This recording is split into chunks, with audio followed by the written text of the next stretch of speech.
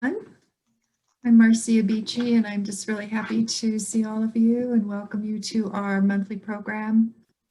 Today, we are part of the Conscious Community here in Pueblo, Colorado, and we're under the auspices of the Southern Colorado Conference on Conscious Living and Dying. So we meet every month, the first Sunday of the month, for an hour and a half. We're learning to do Zoom given the circumstances, and so it's working out really well. And I just want to welcome all of you. I know Barbara has a lot of techniques and details she wants to share with us today. So if you don't have your journal or a notebook nearby, you may want to get it, because I'm sure there'll be some notes that you want to take today. So let me just give you a little future. We're going to have in December, on the 6th, I believe, of December, the first Sunday of the month, we're going to be doing something along the lines of celebration for the Festival of Lights, the light changing, the solstice, that sort of thing. Angelina Perez and I are going to create a program for you that hopefully we can all interact on and enjoy, to celebrate and to really recognize we're in a time of great change, but also great light coming. So I think that's good. Tammy and Daniel, hi. So in January, we will be having wonderful program with artist Sonia Shannon. She's been with us before and she's fabulous. She'll be showing some of her art as well as sharing whatever her message is. And we have some really fun ideas for next year for our monthly meeting. We met recently and have some ideas to be sharing with you. So there you go. Welcome, everyone. I would like to just turn this over to Barbara Nelson Cooper. And Barbara is a therapist. She's an addictions counselor. She's had many years experience in this field. And over the time, she has collected an amazing amount of tools and experience and understanding. And she's pulling them together today in a really beautiful way for us, so that we have even more of a sense of inner control, inner growth, inner awareness as we go through these times of big change. So without further ado, we're going to welcome Barbara. Thank you, Barbara. Hey, thank you, thank you. I'm going to share my screen now. All right. Well, give it a minute. Okay. Okay. All set? Can you see it? Yes. Yes. Good. Excellent. Welcome. Virtual hugs to all of you. Thank you for joining us. Barbara Nelson Cooper. You can get this, you can download this PowerPoint. Also, this is being recorded. So if you're not a good note taker or your hand cramps up, those are other options. And we now have that library that Angelina and I are unbelievable, taking us into this new age for sure. It's awesome. So we're all fellow spaceship volunteers. And it's good to remember that we all agreed to help in this amazing time of change and transition, ascending from one reality or frequency to a different higher frequency. My goal today is to share information and skills that I hope will help you in this process. And one of the things I want to start with is a little bit about me. I find sharing my past, and it's something I would really recommend. If you haven't done it recently, just kind of look back and see the confluence of the overlapping of events in your life, that the unfolding of divine purpose. And you know, that basic, we're all just walking each other home, but each of us has that individual path. And one of the first things that I remember that was a big life changer for me was a memory at age 5 or 6-ish. And and at that time, 5-year-old, everything's internal and you think everybody sees the world the way you do. But I would talk all the time to light beings. I saw auras around animals. I had a lot of gifts as a child. And I thought, and I knew that the voices in my head were my real family. I would consult with them, I'd talk to them, not the human ones that I lived with. That was a different reality. But I remember lying on my back crying to go home. And a beautiful, loving face filled the sky. This was out in the yard when I was doing this. So I looked up, and there was this beautiful face that said as gently and as softly as the clouds, "Soon you will come home." I was 5, and now I'm 71. However, time and simultaneous manifestation and perception. The reason I'm mentioning that is because looking back from this point of view, I saw the little pieces, the jigsaw puzzle, the little pieces that started to take shape. And recently I went on a shaman guided journey to the past where I received a gift from death. We visited death, a ball of soft, fuzzy golden light like clouds. Later that night, I revisited this ball of light, peering closely into the clouds, suddenly seeing a small child on the ground. She was as clear as a glossy color photo and crying to go home. My heart expanded with compassion, and I felt this love, and I whispered, "Soon, you'll come home soon." And suddenly I realized that was me. But it wasn't back then. This wasn't a memory. This was me experienced simultaneously with me now at 71. It was a confluence of events, like time never existed. I am the face in the cloud. That's how I learned directly that time as a construct only exists in the 3D matrix. But it is, when we talk about frequency, it takes place in time. It takes place over a period.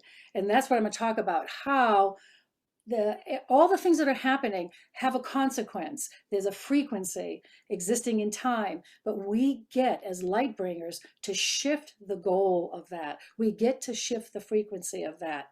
But my frequency had to increase to include and understand this knowledge and this reality. So some more stuff. Another really big person that influenced me in the 1960s was Bucky Fuller. He wrote a lot of great books. Spaceship Earth, he's the one that coined that, by the way, operating spaceship. Utopia or Oblivion. I seem to, Synergistics. I'm going to talk about Synergy, but Synergy is applied now to people because we know we're all energy. And that is, the whole is much bigger than the sum of its parts. And it's something that really supports group meditation. And we do it now on the internet. You know, we know there's certain times that people meditate. But I just wanted to talk about how he influenced me. Some of my favorite quotes. I read all these books. They're amazing. He's an amazing human being to be inspired by. "We are called to be architects of the future, not its victims. There is nothing in a caterpillar that tells you it's going to be a butterfly." So this was a very interesting concept. He also said, this stuck with me also, there is no energy crisis, food crisis, or environmental crisis. There is only a crisis of ignorance. So that stayed with me. And since then, my experience, many of my journeys with local guides have included knowledge, direct experience, that abundance is a reality, a knowingness, directly experienced in the now. Science of quantum physics also talks about the field of all possibilities, abundance, and what mystics and spiritually enlightened teachers often call the unified field, the source, consciousness of all consciousness. Science and spirituality are now overlapping. Bucky implied this when he noted, the frequency of ignorance stops the experience of abundance as a reality in the now. We have access to every frequency, every reality inside of us. One more thing that was really a big mover, well, actually 2 more coming up. I learned transcendental meditation in the early 70s. I completed a 27-week course in the science of creative intelligence. It was a beautiful program of analyzing layer of manifestation and what made it tick. We had to pass that to go on to be a teacher. That's me with Maharishi becoming a teacher. He was the first to use quantum physics to explain the spiritual. And there's my number, and I automatically add numbers, and this adds up to 7. So I just looked at that. I found this unexpectedly. And then this is another experience. This happened in 1977. You can see this was the age 7,000 experts in the Maharishi technology of the unified field, creating a taste of utopia for all mankind. Maharishi was already talking about this. He used to talk about his buddy, Charlie Lutz. I remember Charlie Lutz was just somebody that hung out with Maharishi, would talk about 30-foot spiritual beings and light beings, and everybody would flock, and we'd all look around, and you'd see all these light things. And then Maharishi started to really focus on the scientific basis for this. He knew what was coming. So Deepika Chopra would be hanging out with him. There were so many people that were involved in transcendental meditation. So this is me on the badge. I was a siddha, and this dome right here, we levitated in that. We meditated and levitated in this. And these are the 7,000. I am in there somewhere, and I have no clue and no memory of where that is. But in the front here, you'll see a lot of the rishis with him, a lot of the people around him. And this is just a bonus photo that I found when I started to do this research. Here's one of the rishis around Maharishi. But this picture down here is very special, and I never knew I had it.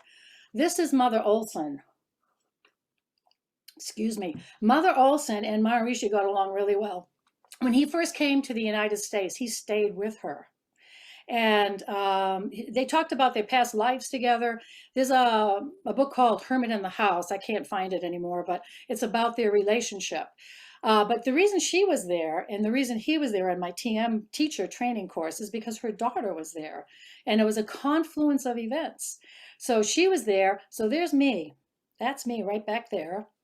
And this is John Conhouse and Sarah Conhouse, and they were the ones that taught us translations from the Sanskrit, because everything was in Sanskrit. Our puja, we had to learn Sanskrit. We had to learn Sanskrit for a lot of things. The 9th and 10th mandala we read from, they were translated, but we listened to a lot of them in Sanskrit. So they were the two that helped us. So it's kind of cool to see that. But TM used the science of quantum physics to explain spirituality. After that, a lot of learning, living, and drinking. And drinking is a life, it's a path. It's a path, and it's a rough one. An unconscious, reactive state of existence, bouncing from one stimuli to another. This is my definition. I was writing it for this, and I said, how would I explain what it's like repeating over and over the same reactive defensive patterns learned from a childhood of neglect, alcoholism, and abuse? And this is not a unique story.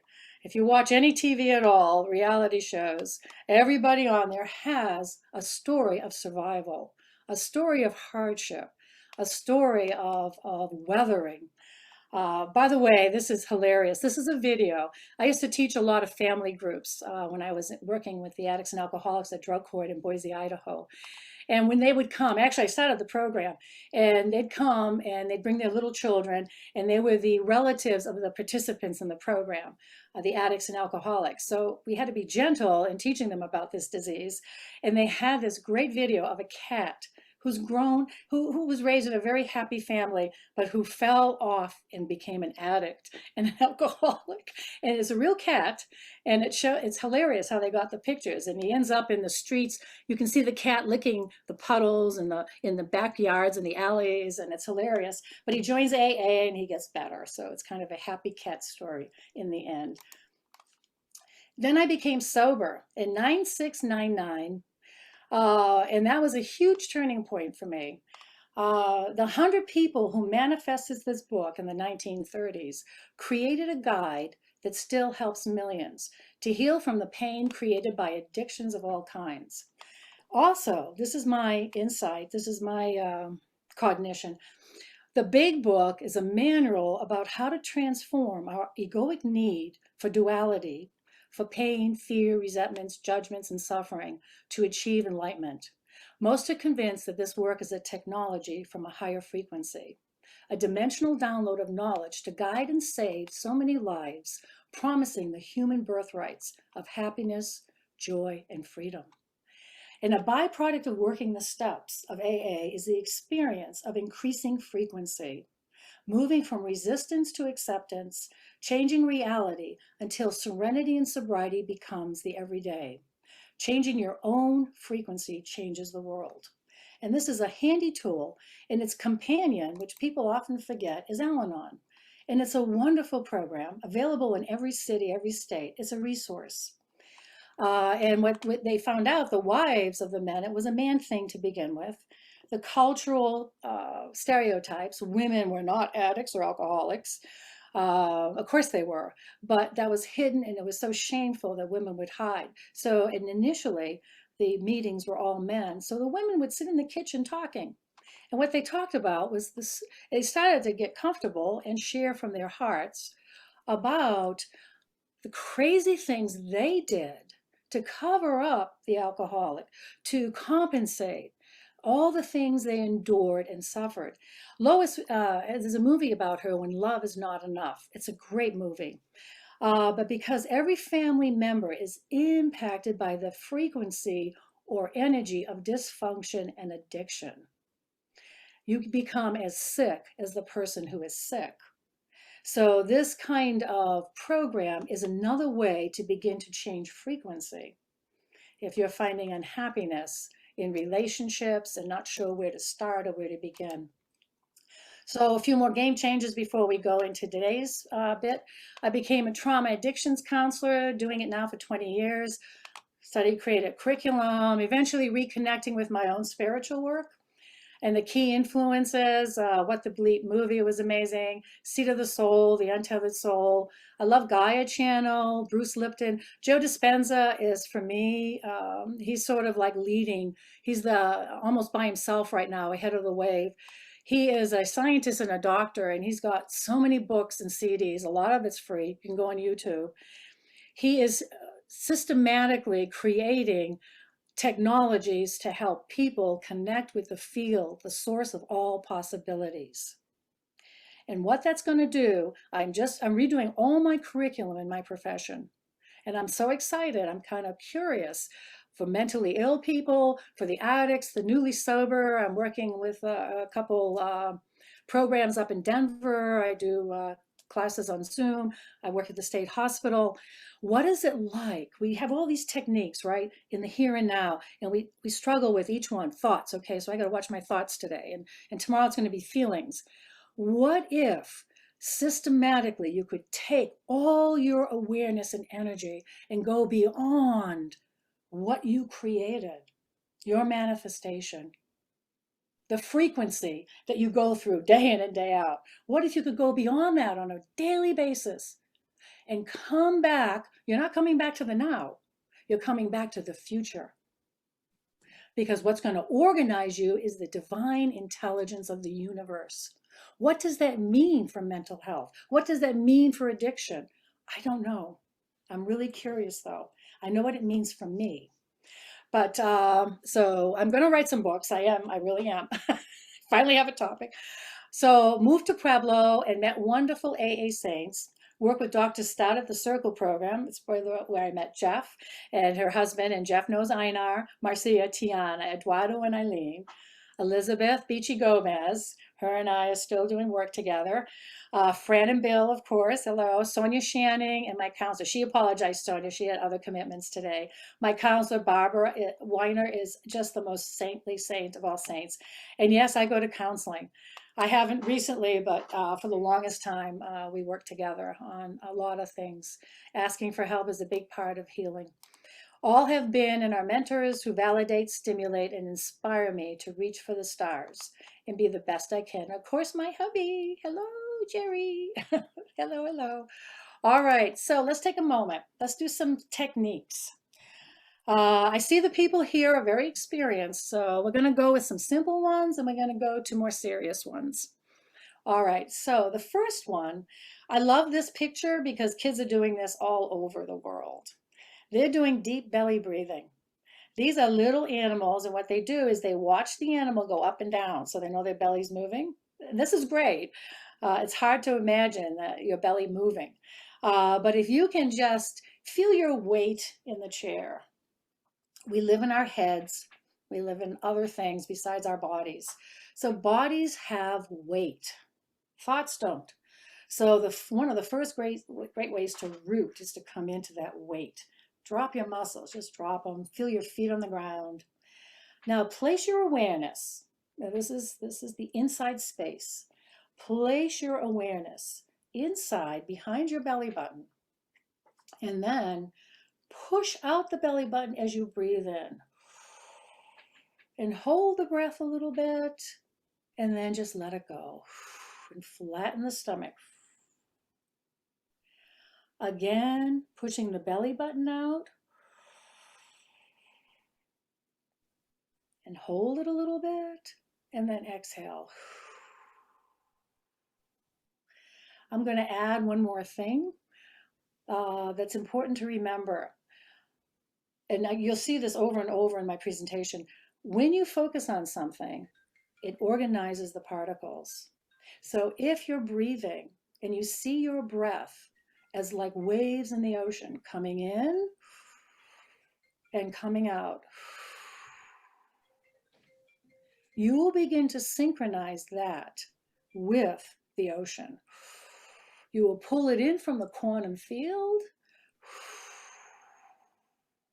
and you will begin to change your frequency through breathing. There's another one that Joe Dispenza does, which is advanced, but it works. And I know, Eduardo, you do the hummingbird breath, which I love. This is just a little bit different. You start at your lower chakra, so I'm going to describe it first, and then we'll all try 3 of them. It takes the energy out of the lower chakras. This is where the old emotions are, right? Our body is the home of feelings, our mind, thoughts. So what we want to do, those feelings really keep us, they're our program. They're our default unconscious program. So we want to release that. So you start at the lowest chakra, and you start to squeeze the muscles, imagining the breath coming up a straw.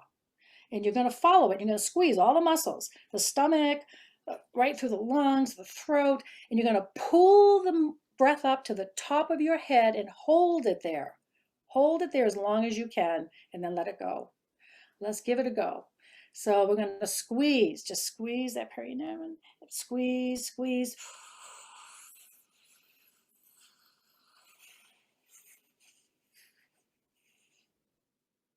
Hold it. Hold it. Hold it.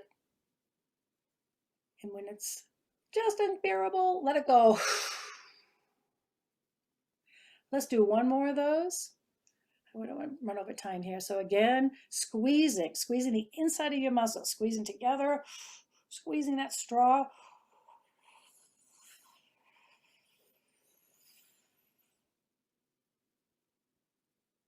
Top, top, top, leave it, leave it, leave it, leave it. Perfect. All right. Take a moment. Just notice the echo of what you just did. Notice any changes. It's very respectful to pay attention to your body. Okay. All right. So the ventral vagal nerve side, fast way to engage the parasympathetic. The parasympathetic is our relaxation world. Okay, we're talking about different worlds entirely. Sympathetic, fight or flight, right? Stress. Parasympathetic, the calm. And the big ventral vagal nerve goes from the brain to the belly, big nerve. So that's why we sometimes say in our gut, I kind of know that in my gut, because we're thinking with our belly, because it's connected to the brain. But it's also connected to the eyes, the mouth, the throat, and the belly. So take a deep breath, and as you exhale, soften your eyes, smile, and go, ha. So breathe in again. Give it a go. Give it a go. Come on. Just give it a try. It's great with Zoom. You don't have to worry about being foolish. And breathe in again. And then All these are grounding. They switch us from upset to a different frequency, coherence, where our brain, our heart, and our body are all working together. Focus roots in the ground. This is another powerful one. Visualization involves the right brain. So as you breathe, as you sit and plan and focus, and you start to engage imagination, that is directly connected to the unconscious. And it's the unconscious that unconsciously runs us. And that's what we want to change. And that's the hardest part to change. These energy technologies will all work in the unconscious. Cognitive stuff doesn't, because we're using our mind, and that stays at the analytical level. So we need to get into these energy technologies. So imagining those roots coming out of the ground and going into the earth deeply. And I'm going to cut this one short a little because I'm going to go right into a new one that I wanted to include, because I kind of figured a lot of us would have some experience with working in meditation and stuff. Lori Ladd is somebody I like. She's on a lot of the website platforms. So the Council of Light Frequency, she downloads a lot. And so they wanted this message. So I heard it and I kind of wrote it down a little bit. She said, many light beings are showering us with light as portals open. And this is very intense right now. And we may have physical symptoms because the frequency is so intense. This means a lot to me because I was so dizzy. I was dizzy. I could hardly move. And I hate that. For a lot of reasons, I hate it. And I was like, oh my God, what's going on? Is it my ears? What is it? And so that day I saw this. It was so serendipitous. Again, the jigsaw puzzle coming together. So you can be nauseous. You can have body aches, headaches, ringing in the ears. What to do? Their advice, sit on the floor or earth directly. If you can't, a chair is fine. Open your root chakra, picturing the energy going deeply into the earth, the center of the earth. Then open your crown chakra and let the light spiral straight down through this portal into Mother Earth through you and your root chakra. Be physical, grounded and present in your physical sense. And I'll tell you, it worked for me. So that's all I can say. It worked for me. So it was way cool. Another one she wants us to remember, it's not on here. So she says, get your tool belt on. November's going to be rocky because we're going to need our tools. And so what tools work for you? Meditation, great tool.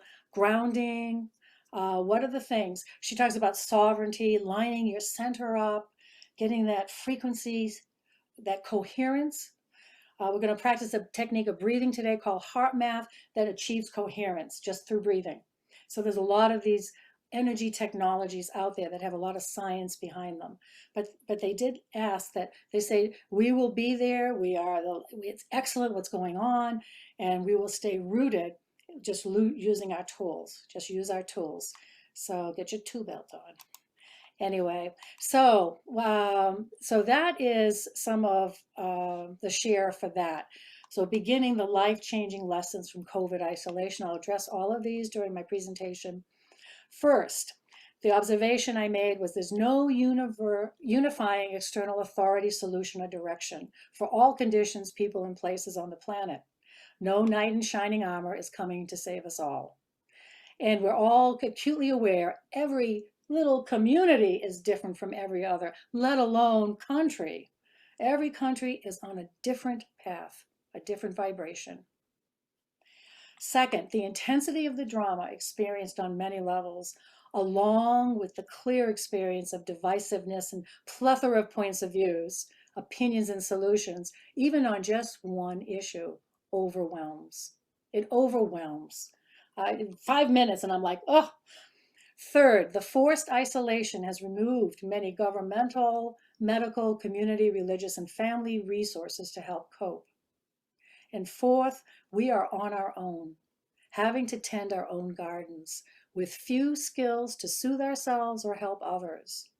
A reality that is in glaring 3D color. So what do we do to manage all these changes?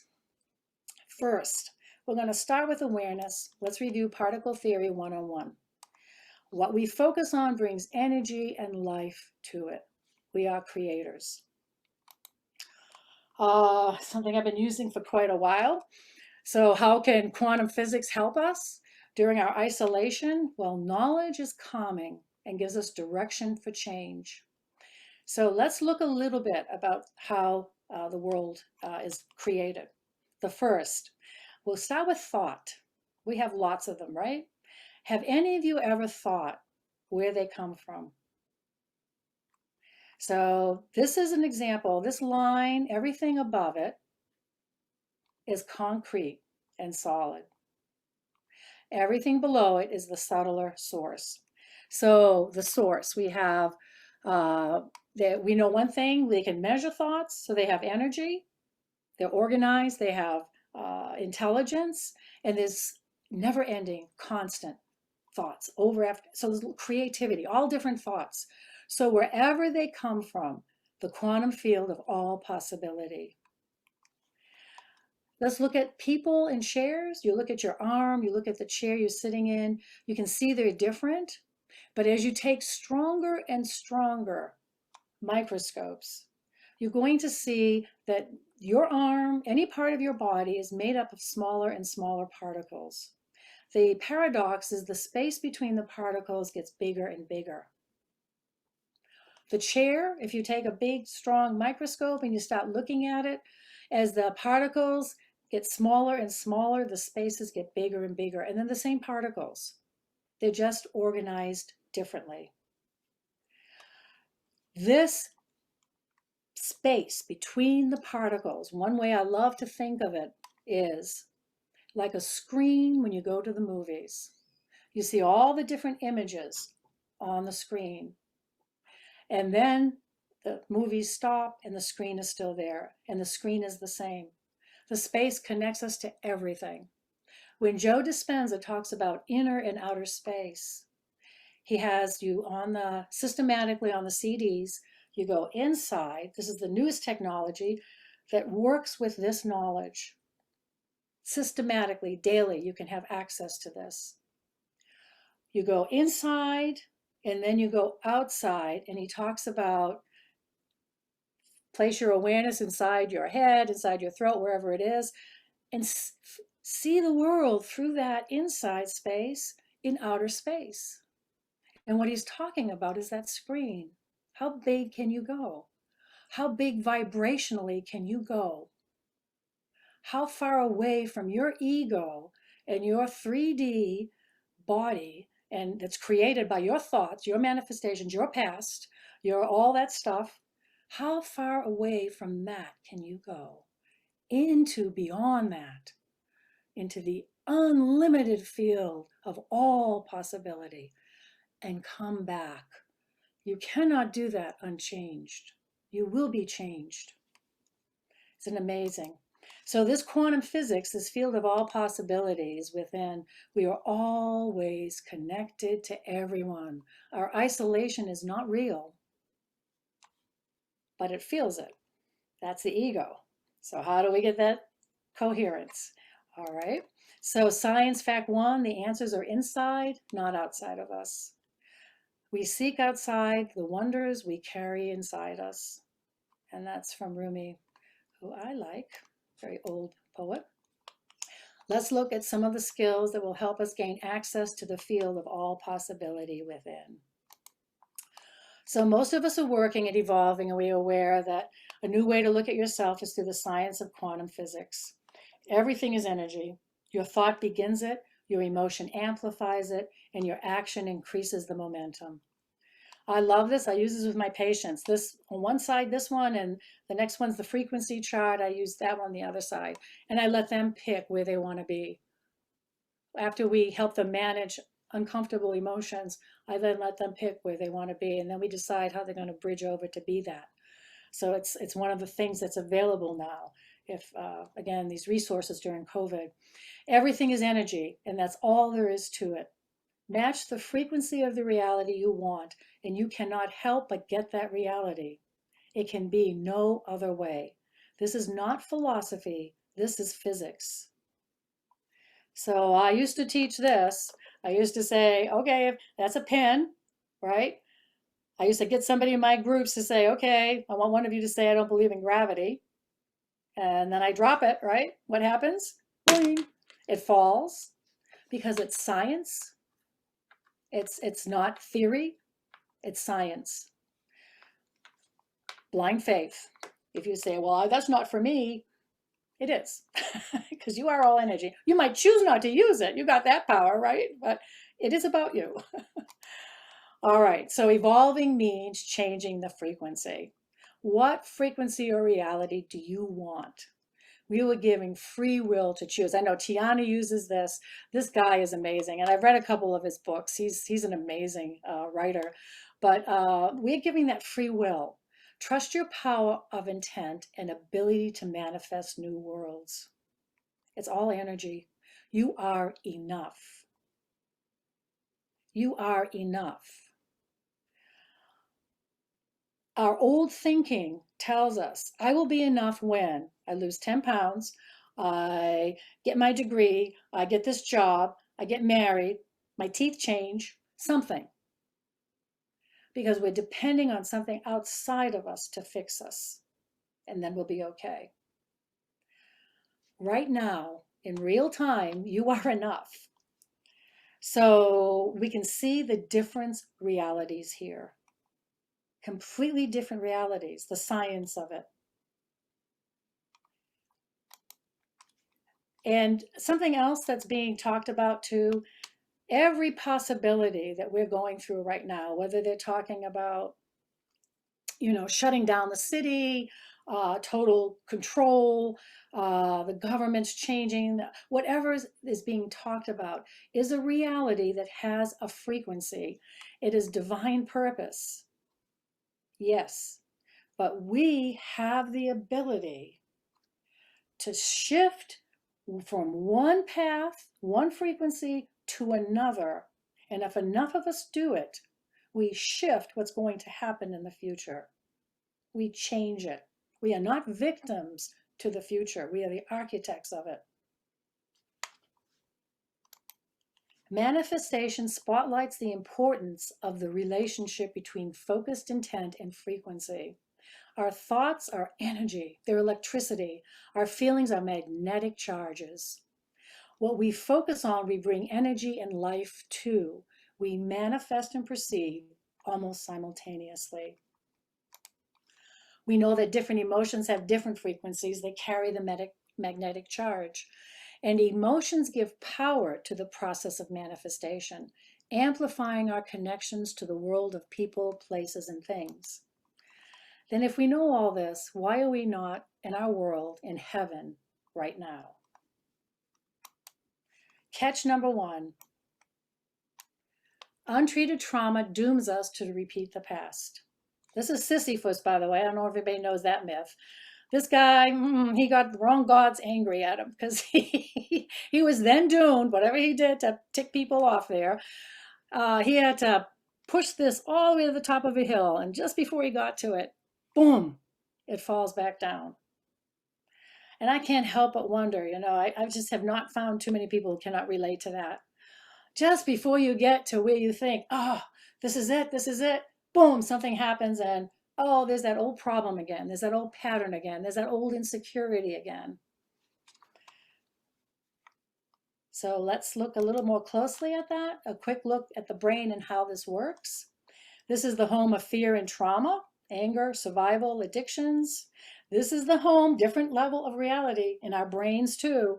Serenity, love, and connections. These two are not the same. And this one will take over. This is a bully. Stronger, faster, all of that. All the suggestions, by the way, in the big book, shift your energy from the defensive, and by the way, they use that in all the recovery programs too. They're all the cognitive processes. They're up here. A lot of the things, meditation, prayer, mindfulness, giving it over, music, dance, fun, they all work to release intensity and shift to a higher frequency, a different part in the brain. But your energy is defensive, limit to the connecting, life-enhancing ventral vagal system.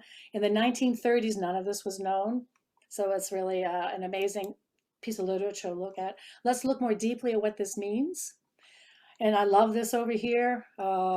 This was inspired, so I just presented it right away. Like robots, we unconsciously go through our day. Stepping away from the 3D matrix requires intent, skill, and a desire to create a choice for the future. Life is, by its nature, traumatic. My story is not unique. The past habits formed by our efforts to survive unconsciously create 85 to 95% of our day. We are fueled by old reactive defensive patterns and emotions. To change, we have to consciously decide to do something different, to think differently, to react differently, to heal, and to add meditation to break free. Do the opposite. That's one of the great things. If you're feeling this old pattern coming up, really start to think about and do the opposite. Many of us are dedicated to choosing love over anger, compassion over rejection, acceptance over judgment to help manifest and create a new earth, a reality based on a new frequency. So the question is, what else can I do to release myself from the limits of the past? All right, so healing the past in the present. This is one tool that is really excellent. And we're going to do a more elaborate version of this in 2 slides. The intensity scale. Using a scale, you can use it 0 to 10 is easy. 0 meaning I don't feel anything. 10, I feel the most extreme intensity that I can. Shutting down, by the way, and numbing out is the other end of it. One end is I'm very anxious. The other end is I just want to go hide. I don't have any energy. It really does similar to, it's a literally shutdown stage, like depression. The concept of the window of tolerance, 0 to 4 or 5. This is knowledge. If you are out of that, whether you're numbing or whether you're anxious, if you're not from 0 to 4 or 5, you are not using your whole brain and you are in the old world. Reducing the intensity in the present, right now, here and now. You see somebody on TV, right? Maybe you see Trump and you go, ah! Or you might go, I love Trump. And you see Biden, you go, ah! Reducing the intensity of that can free you from the past. The ego will fight you on this. Why is that related to the past? Because of the intensity. The only time that makes sense is if you're going to die. If you know you're going to die. It's maladaptive if you're not going to die in that moment. You might think you're going to die with some of those people just mentioned, but the ego loves drama, loves polarity, loves the script, loves the storyline of whatever you focus on. That's our ego, loves it. Don't run away from or hide or suppress your feelings. Embrace them. They are your portal to freedom. The feelings are the charge of what's keeping you stuck. Racism, what happens to your body? What are you feeling that? Drought, famine, fires, police brutality, sex abuse, all the sex rings that are coming out, greed, politics, all of it. More directions to take for tending your own garden. Practice daily body scans. Help your body release the sensations by staying in the feeling, visualizing color or breath or a wave of energy pushing out the sensation right through your skin into outer space. Following it in your mind as far as you can. Always validate your body's work by noticing the intensity, whether it's gotten worse, less, or the same.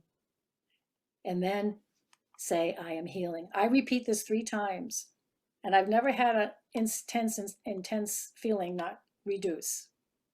This is healing and releases the magnetic power of the trauma that keeps you stuck. In EMDR, we are trained, it's trained, you focus on a specific trauma, and we are reducing the intensity of the emotion to 0. And then we change core beliefs there. We go from the negative to the positive. That's the unconscious. These are core beliefs. I'm worthless, I'm not enough, all that kind of thing. And then we build up a framework for a new way to store that memory. So this isn't new science, that's been around for 30 years. However, in the bigger picture, how do we fit into all of that? Life is stressful and can be very traumatic, and it is right now. All right, so let's all do a practice. So we're going to scan and release the sensation.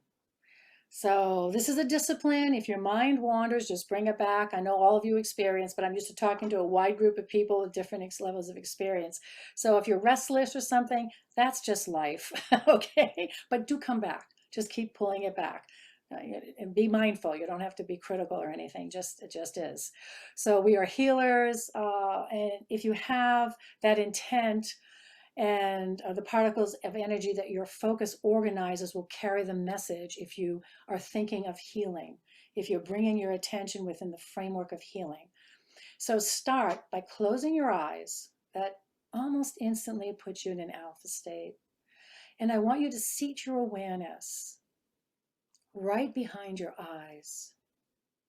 And I want you to be aware of the space of your forehead, how big it is, how wide it is, how it goes up or down. And then just notice your whole scalp from inside space of your head. Now notice your cheek muscles going all the way into the back of your throat. Noticing your mouth, your tongue. Notice any sensations. Notice around your ears. Notice the outside of your face, your head. Notice the inside of your throat. Seat your awareness there. What does that feel like? Do you notice any sensations? Allow them and help your body release them. How do you do that? You focus on the sensation and literally feel yourself pushing it out of the skin into the intelligence of the universe. You can use color. Color is frequency and extremely powerful. Just use a color and make like a balloon inside of the sensation and make the balloon bigger and bigger and bigger. Now notice your upper back all the way to your shoulders. Allowing any sensations and letting them go. Just release them like a balloon into the intelligence of the universe. Notice your upper arms, your lower arms. Let your fingers relax. Just let them unfold. Notice that you're breathing. You've been breathing all day long and you've done nothing. Your body's got you. Notice your stomach. You can sit inside your stomach. You can notice any sensation. You can take your awareness and help your body release the sensation, gently pushing it out into the intelligence of the universe. Notice your lower back and hip area. Allow any sensation without judging it. And just let it go. Let it go as much as you can. Notice your thighs. Drop your muscles, just drop them. Your knees, your calves, your ankles, feet, and toes.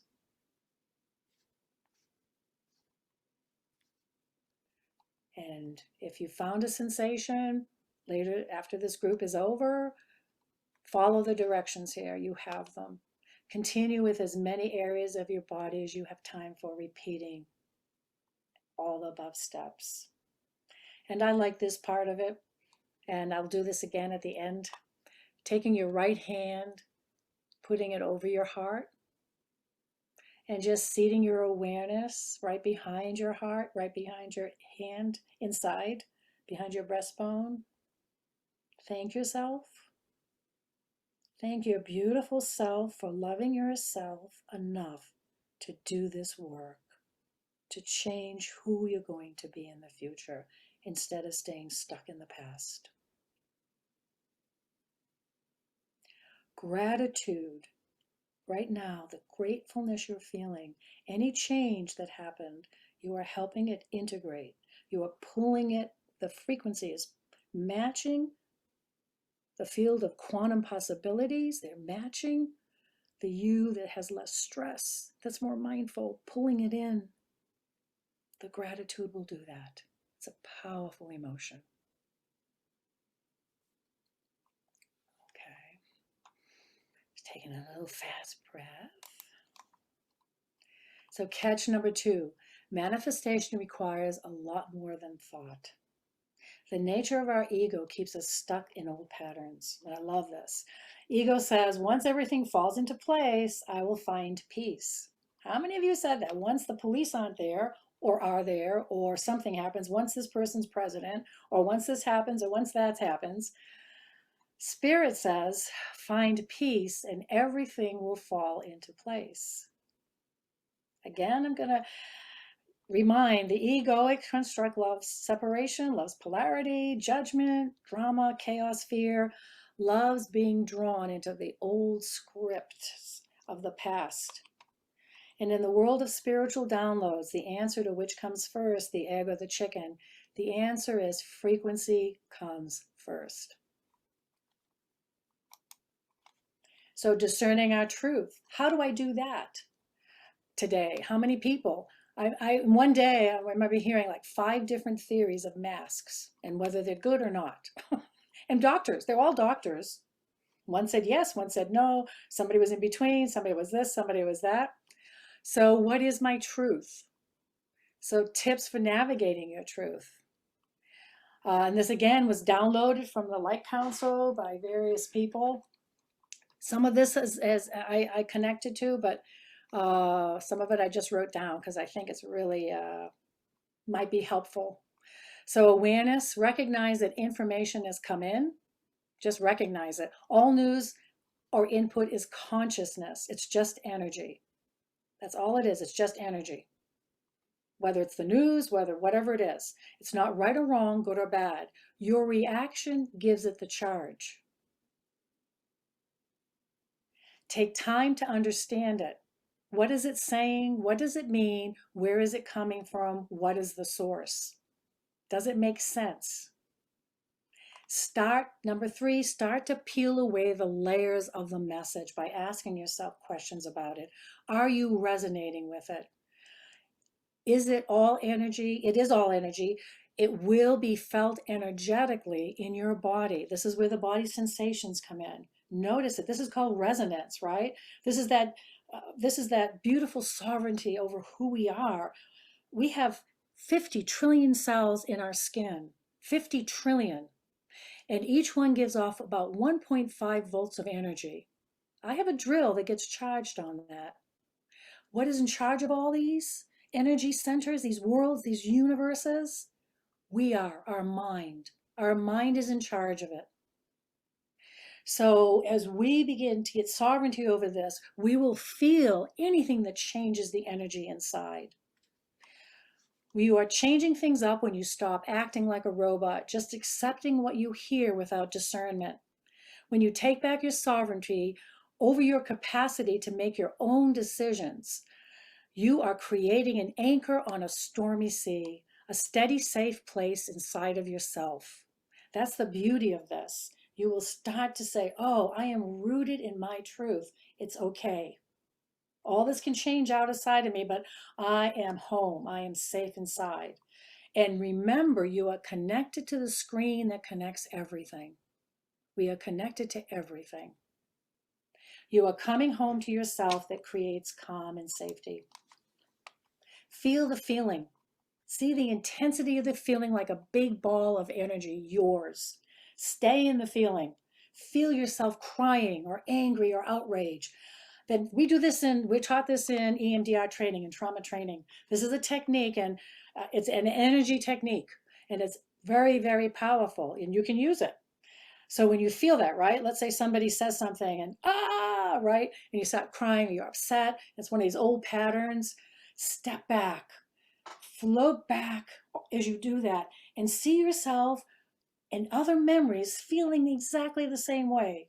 Maybe 5 years ago, maybe when you were 10, maybe when you were 20, maybe it was with this person or that relationship or this boss or that situation.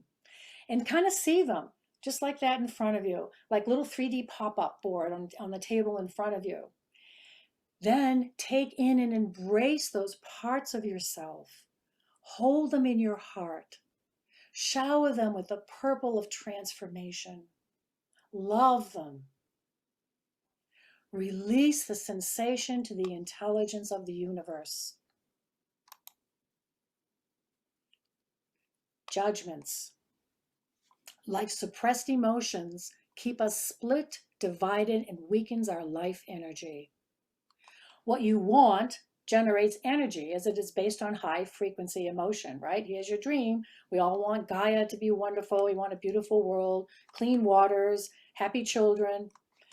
What you don't want consumes your energy as it is based in lower frequency emotions, right? This person's definitely divided. So when divided, this is a great solution. This is in the big book, and it's actually in the back writing. I think this is the original source of it, is the big book. Somebody wrote that as part of their personal life story. But these slogans or sayings are a great way. Keep them around you, what inspires you about your goals in order to make a course correction. Because I know I really work on judgment. I was so good with my mom judging everybody. Oh yeah. And that's still one of my things, right? It hasn't gone away, but it doesn't feel good at all anymore. So I really like to make this course correction faster and faster. And I'm going to read this whole thing because it ends with talking about that manifestation of God. Acceptance is the power to all my problems today. When I am disturbed is because I find some person, place, thing, or situation, some fact of my life unacceptable to me. And I can find no serenity until I accept. We're not talking about approval. Approval is judgment. This is acceptance. That person, place, thing, or situation is being exactly the way it is supposed to be at this moment.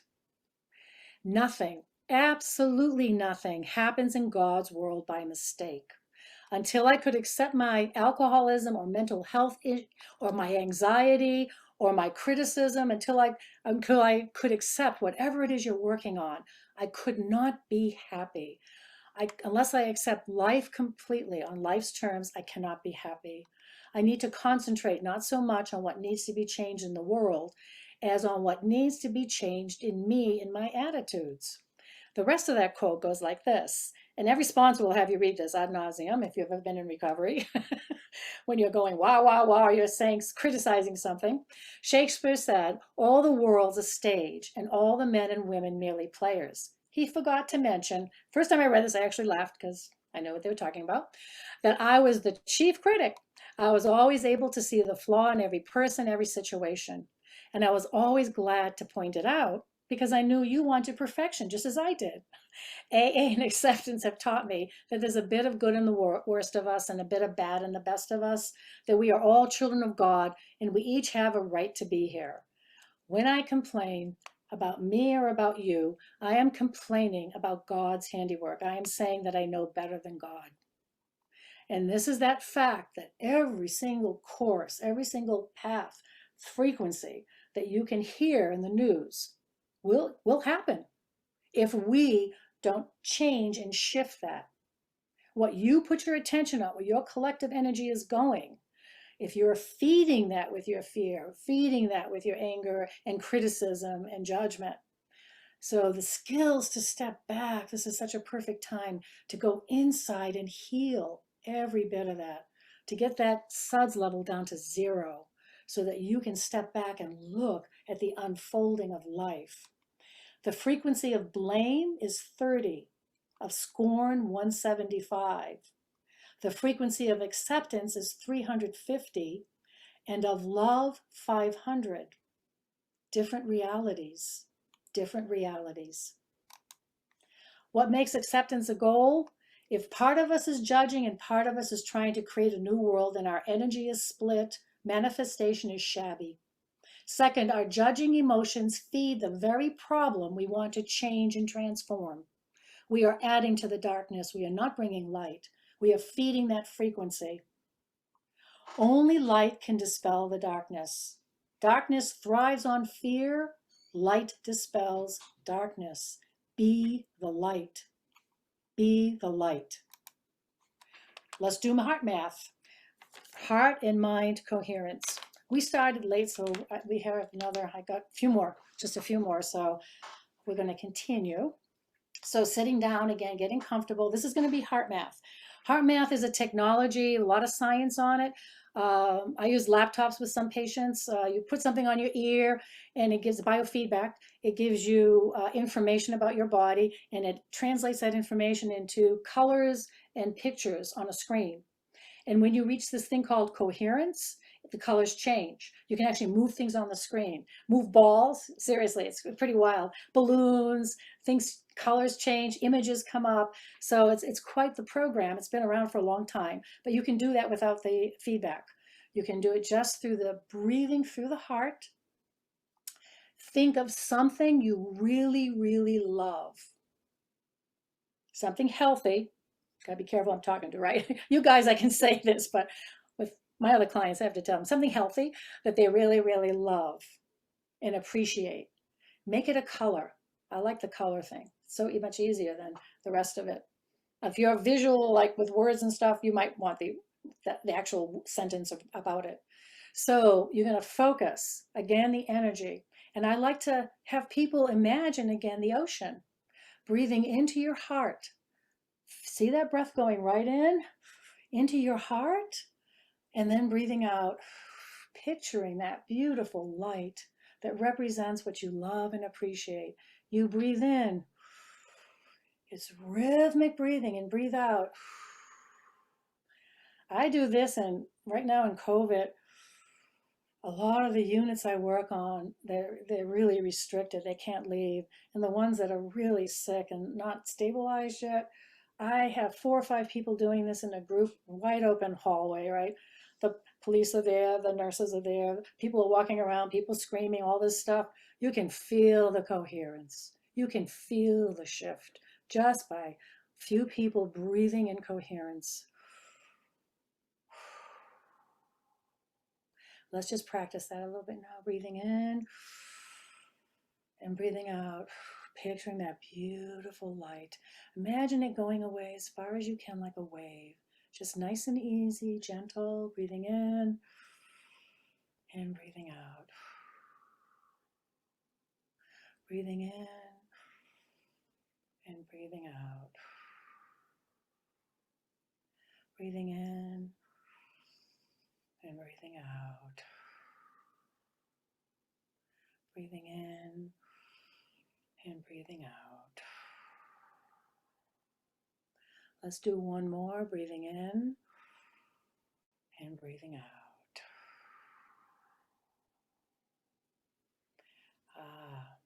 So again, just taking a moment to notice the echo of what just happened. If you're noticing maybe greater peace or this kind of more serenity, that's coherence. Your mind and your heart and your body are in coherence. That means whatever you put your intent on has really got a lot of energy behind it.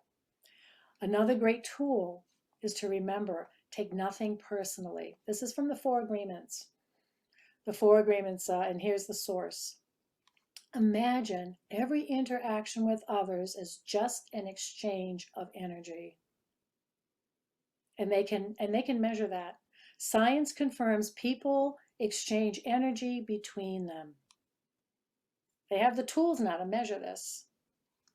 Al-Anon detachment is about lovingly allowing what is, that detachment, while keeping your own healthy boundaries. Love is a beautiful energy, isn't it? If you can detach. We are all just walking each other home, and we've been here, right? With that big finger pointing at somebody. Upset. All right, so this one is one of the newest, and I love it. There's a lot of these available by Dr. Joe Dispenza. This is restoring flexibility and moving from inner to outer space. This connects you to your higher vibrational selves in the quantum field of all possibility, changing how you experience yourself in the world you live in. So again, let's practice. Let's sit back, getting comfortable. Closing the eyes. Taking your awareness and putting it right between your ears, inside your head. Keeping your awareness there while you're also aware of the space around your head, the energy around your head where you're sitting in outer space.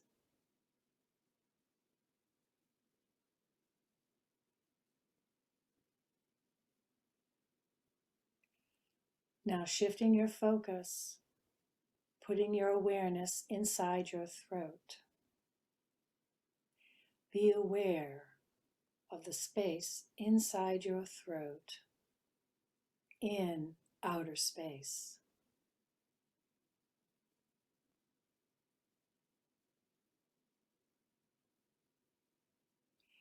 Be aware of the energy around your throat in the room where you're sitting in outer space.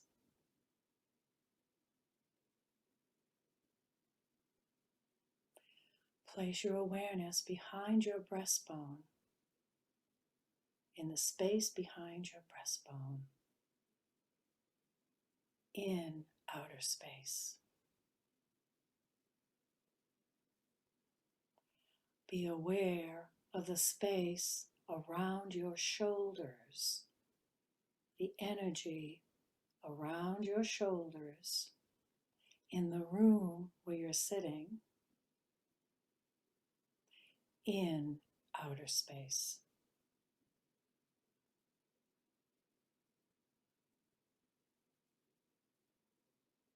And again, he also adds picturing yourself in the future, the one, whoever you want to be out of the quantum field. And he has a CD where you can, once you start to get that sovereignty over your inner energy, you then create the you of the future and you emotionally connect to it and pull it back in.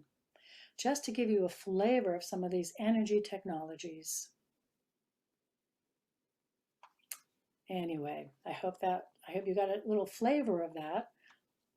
So I like his stuff because it's systematic and it's every day and I don't have to think or be in the mood or anything. I just turn it on and my body now is so used to it, almost goes into some of the different stages, frequencies automatically, which is a good thing. All right, so another way to deal, this is again, once you start to do that, and you've all been doing it, all you guys are very experienced, getting and staying in that higher frequency, we can use that. You can use that. So when you are upset, like someone on TV or at work, be honest, feel the feeling, then step up into the higher frequency, like step out and observe yourself, detached. You're detached there. Observe yourself repeating the same old pattern of reacting. Next, see all your old selves. Again, we're back to that, like a 3D pop-up cart reacting like this. See, this is a sample here. Here's this little guy here. I hate all cities, okay? He hates all cities. So there's this city, he hates that one, and this is a city too, he hates that one. So he's chained down. Not very subtle, but cute. Now picture yourself with a light sword, piercing right through the emotional strings connected to the person, place, or thing. Part 2. Now take yourselves, all of them from the past, into your heart and arms with love. Always with love. Always with love. If you catch yourself, the old self, sometimes it's like, oh, somebody's there, feeling upset or angry at somebody. I have so much anger from my past. Oh my God, I'm definitely working that out this lifetime. There was a lot of things I learned from your daughter, Marcia, about a lot of stuff that I couldn't speak my truth, and they stopped me in awful ways. So now I get to feel the feelings, and I have to process them, to free Gaia from that past, right? Because we have to do that as light bringers. We have to have that vibrational freedom to move forward. So I have a big thing with anger. So the anger, right? I see that. Sometimes I actually see myself. I actually can see myself. So take that part of yourself and I hold her bathing her in purple. But also take your energy back. Take your energy back. Put it into your heart chakra. Run it through the infinity A within the seat of your soul, just above your heart. Keep doing that until, for me, it's like a stamp more than emotion. And it burns in there and it releases. I can feel it release. You are freeing the energy then to create a future that you want. Because our energy is stuck. Our energy gets stuck. All right. So this is a technique that is really new. And I'm very excited about it. I'm just starting it myself. So it's kind of like, wow. Another one, creating even a bigger ripple in the matrix. Again, see, here's big stuff, right? Fires, floods, 5G, control things. Here's some greedy guy with oil and whatever else this stuff is. And there's a nice big ball of energy. Again, using your feelings as guides, feeling your feelings. When you focus on a big news event, big global issues, archetypes exist, and the ego loves the villain, the dramas, and the chaos. We want to get into it, right? Oh, what did he do there? You know, watching the news. Step back. Step back. Take that breath. Seat yourself in your sovereignty. See the energy that you and your collective, the others that share your angst, are putting into this larger issue as a big ball of energy, yours. As before, take back your energy into your 3D self, into your heart, to release the many emotional strings that are feeding a reality that your heart no longer wants. Take it back. That's regaining your sovereignty. Use your newly purified energy to create a new matrix for your collective. Switch the frequency. We are bringers of light. Do not ever underestimate your value in helping Gaia on her journey. We are all doing it. We have all that help now, all that frequency. So adding a few tools here and there, normalizing, we're going to have physical results. Our ego's still involved with life, right? And all the old patterns. We're healing, we're working at it. And every time we do, it's a victory. Every time we sit down, even if we don't want to, and practice our meditation, it's a victory. We are choosing, and it is the byproduct of that choice that creates the new world. We are choosing for the higher frequency. Heaven on earth is a choice we must make, not a place we must find. In coherence, your mind, emotions, and heart are all line up. You then will have unified power to match the frequency of the reality that you want in the quantum field of all possibilities, attracting it like a magnet into your now. You will bring the future into the now because that reality, that frequency will be experienced through you. You will manifest heaven on earth. And each of us matter. Each of us makes a difference. If enough of us light bringers practice these skills, we will be better able to help shift the tide of change from a lower frequency reality to a higher one, both on our planet and in the universe.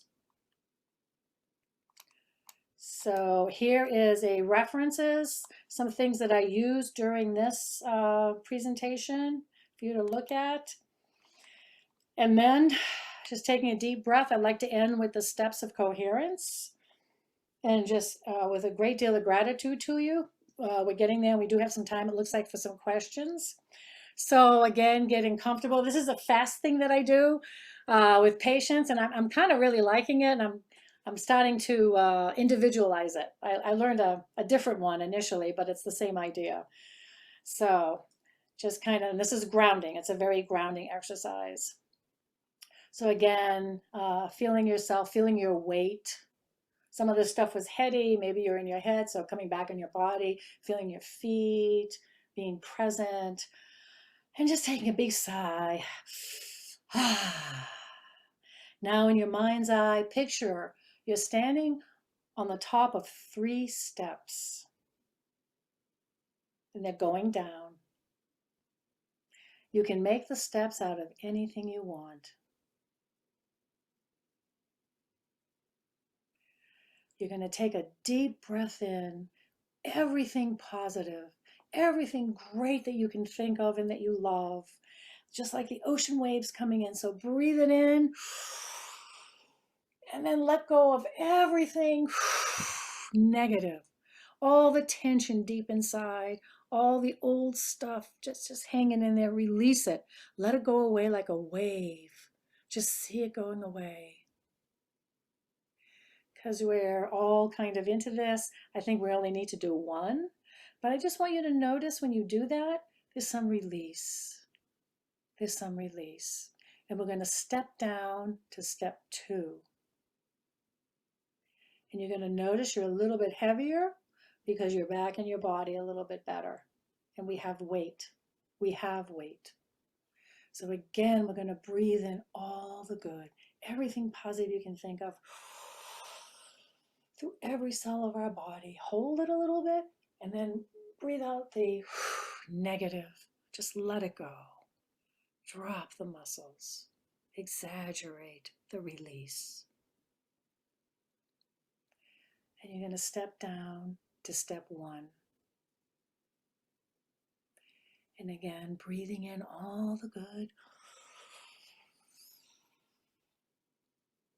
And then releasing from the deep inside all the negative. And we're going to step down to the ground. And again, with your right hand on your heart, with your right hand on your heart, put your awareness behind your breastbone and thank yourself. Thank yourself with gratitude and love for caring enough to do this work. Thank yourself for working on the future you instead of staying stuck in the past. Stay with the emotion of gratitude. Stay with it. We will synchronize together in the feeling of gratitude and love.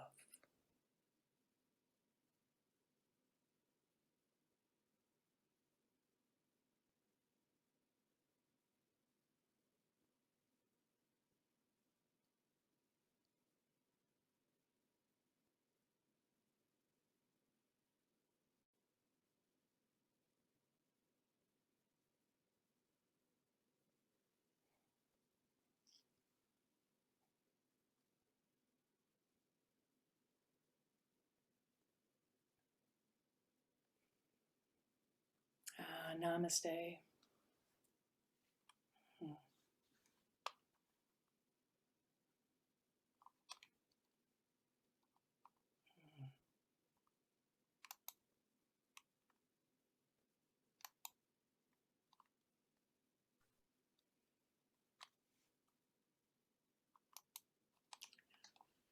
All right.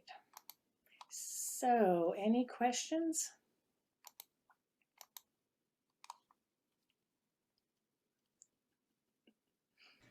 Maybe you should stop the screen sharing for the questions. Okay. Good idea. I know, thank you.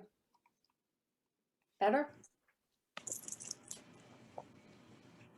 Go ahead. Oh, I have a question. So how do you get back into your authentic self after, like, you have moments of not being grounded? Like, there's times where I speak the truth and feel it and in my higher self and power, but then a friend or someone will say something or something will happen, and then it's like you get ungrounded and you're like, no, wait, and you just try and get back to yourself. Is there any techniques? You just said a big one. You're aware that it doesn't feel the same. It's not comfortable, correct? Correct. Be honest with that. Feel that. It just means that's not your truth. Okay. So, and then when you have time, Just practice going inside your inside space, feeling the feelings, feeling them. Put your awareness on them. Where are they? They might be your whole body, then put your awareness in your whole body. They might be in your chest, they might be in your head, they might be in your throat. Stay with them. You can put color in the middle of them, little dot of color, and then just let that color slowly breathe it so it gets bigger and helps your body push it out. Because it's not going to resonate with you, it will leave pretty easily. You can just picture giving it over, just releasing it to the intelligence of the universe. And then stretch, reach up. You can declare yourself, I am Lauren. I am powerful. I have sovereignty over my truth. Okay. Meditate, keep practicing. You can try those inner and outer space, see if they suit you. They might not, but if you meditate already, then meditate so you have that kind of grounding from inside. And the more you practice that, the more flexible the body will get, the stronger in that flexibility. So the next time you're with a friend and you get that reaction, you'll much more quickly know what it is. It just is. Your body's just reacting. It's not good or bad. It's not personal, it's just energy.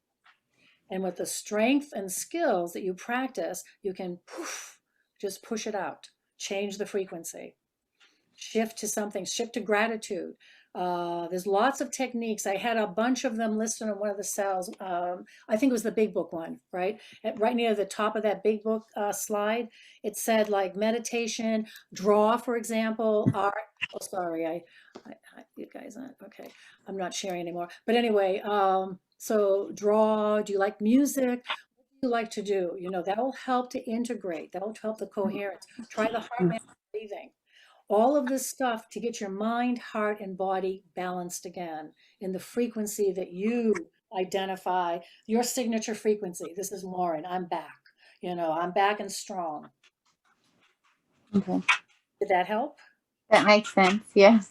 It's being with my animals and riding my horse. So it's just Awesome. like those are the things that bring me back. So. Excellent. Great question. Great. Thank Yeah, thank you. I had a question. Yep. This is Melinda. Why does the ego love drama? Oh, because it started out in life that way. We divided, right? We're told we're different than, we're separate from. It's right from the get-go. Right from the get-go. We separated from source and connection. And we came into these bodies. There's lots of explanations of that. Stefano Matteo, if you're interested in some really far out stories, whether or not you believe him, but it's a way to think big about how much it took to evolve to where we are today. But this physical body, this physical 3D body, we die. We have to do this through time, right? There's pain, there's all these things that we have to work through. And part of it is right from the beginning, we divided from consciousness. And the ego says, all right, we are separate from. And the minute that started, and we judge, and the drama, the storyline, the script, think of gossiping or talking about, or think of the movies. My goodness, think of the movies. My goodness, I love action pictures, right? The good guy, the bad guy. Look at the news events, the archetypes. The evil people that we have, the drama that's being played out. It is the nature of the ego. It is the nature of the ego. The ego has all these layers to it. And part of it is the limbic brain. That part keeps us alive. It keeps us aware. It's a good thing for us in balance. And that's where the emotions of fear come in. That's where the emotions of distrust and those things that keep people away for safety. But like in looking at you and looking at me, we can see our arms are different, our skin colors are different, or whatever. I might be a man, you might be a woman, you know, rich, poor, African, Chinese, differences, differences, differences, differences. And we lost touch with our truth, all that darkness, that long time of darkness. And we lost touch with the fact that we are who we are. And the women, powerful women shamans were killed and disappeared and left. And the controlling and manipulating of this particular matrix, they came in to tell us that we're pretty helpless. You know, we're going to tell you what to do. We're going to tell you what to think. We're going to, you know, the thing on the ballot, you know, when you can do this, when you can't do that, that kind of thing. And it's just so intoxicating. It keeps our attention external. It keeps our attention outside of us. And it's very stimulating. It is very stimulating. Because the skill of going inside and replenishing the soul and spirit is lost. It's coming back though, isn't it? How many sites do they have now on the internet where people are doing this? I love it. Did that help a little bit? Yeah, you could spend a whole hour just on the ego, I think. Bad thing, you know. In AA, it's become the villain. You know, it's like, oh, that's your ego, man. Doesn't say anything to me. Now, if I'm saying something to somebody that hurts them, or I think I'm better than, or less than, or something like that, that hurts everybody, including myself. That's the ego distorted. But the ego itself is just describes this body with all these emotions and this brain and the thoughts. You know, it's just.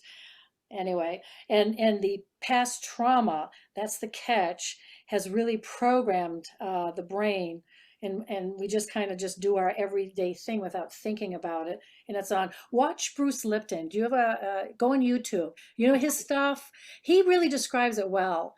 Joe Lipton kind of gets. He's so fat. I mean, Bruce Lipton is excellent. Spencer I like, but boy, you gotta listen. For me personally, I gotta listen to him about 10 times because he's so fast. His CDs are easy because he's, you know, it's easy to just follow, but talking wise. But I like Bruce Lipton because he talks a lot about this, about the unconscious, and he'll get more technical into the parts of the brain that get impacted by trauma and how they set the stage. And Joe Dispenza has some excellent ones too. Little snippets, you know, they're really worth listening to because these are doctors who have done the research on the brain and on people, a lot of it. So it's a supported. It's not just theory here. It's really science. So Thank you. Yep. Yeah. So cool.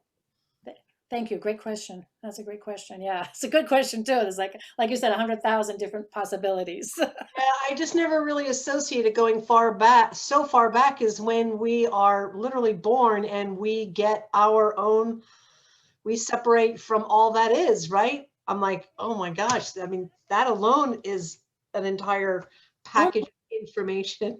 Isn't it? And, you know, it came to me one day that talking about trauma, you know, why me? You know, this is a long, long time ago. And it was like, all of a sudden I saw a baby coming out of a woman's vagina. And it was like, oh my God, do you think that's a little traumatic out of this warm little home that they were in? And then they get smacked on the back, their cord gets cut, and they are separated. You know, that's the birth of the ego. I mean, if you really think about it. Yeah, exactly. That's a good way. Yep. You bet. Right from the get-go. Excellent. Thank you very much. Thanks. Yeah, that's great questions. Love it.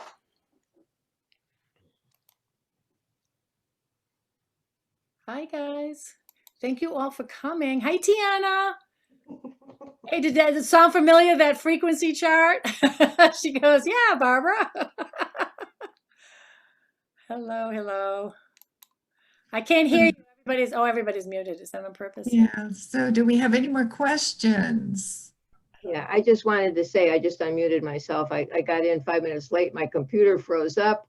I could hear you, but I couldn't do anything.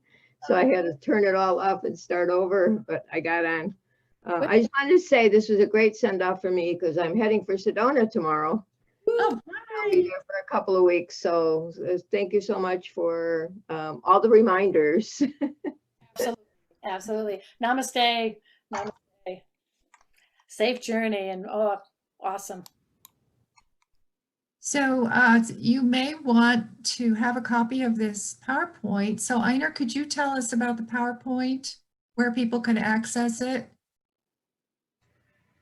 Yeah, it's on the conference website on the Conscious Community tab, right below with the announcement for this presentation. So if you go to consciouslivingdying.org,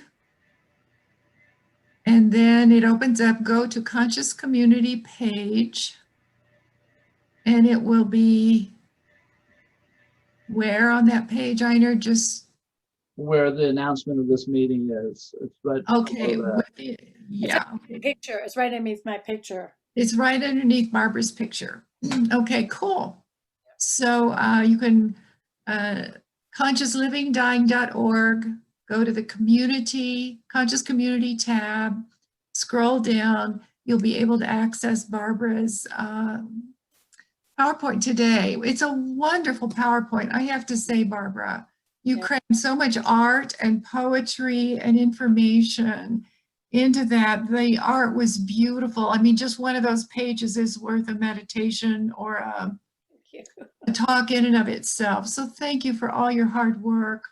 On our behalf, you did a beautiful, beautiful job. We're so proud of you and to share your knowledge base with us in this way. So unless we have any more thoughts or questions, there are some lovely comments in the chat room. So Einar, if you could leave those up so people can look at those. Otherwise, blessings, everyone. Have a wonderful November. Stay centered. Stay in your true power. We love you. We'll talk with you Happy next time. Thanksgiving. Bye. Thank you. Bye. Happy Thanksgiving to everyone. Happy Thanksgiving. Thank you. It was